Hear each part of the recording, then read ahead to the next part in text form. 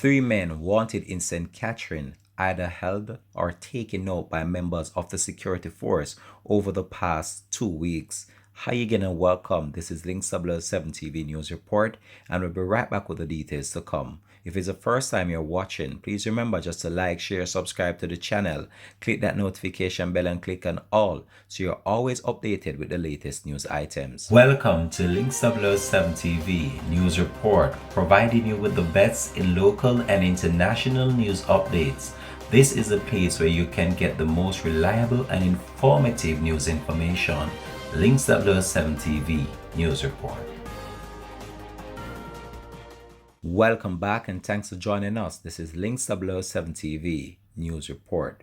Three men who were wanted in St. Catherine have been apprehended or either taken out following an intensified operation by the police personnel within the division and other parishes over the last 2 weeks. One of the men has been identified and taken into custody, another fatally shot, while the other was shot and injured during a confrontation with law enforcement officers in separate incidents.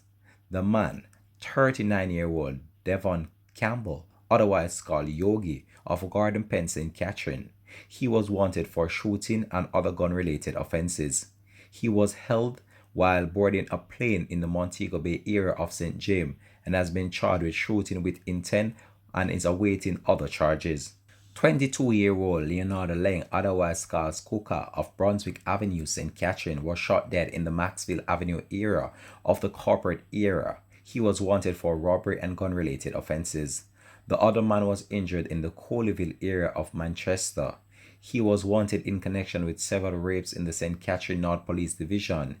His identity is being withheld as he awaits an identification parade. The St. Catherine North Police, with the assistance of the Quick Response Team, have stated that they will continue to increase their operational activities and the multi-divisional partnerships to apprehend criminals.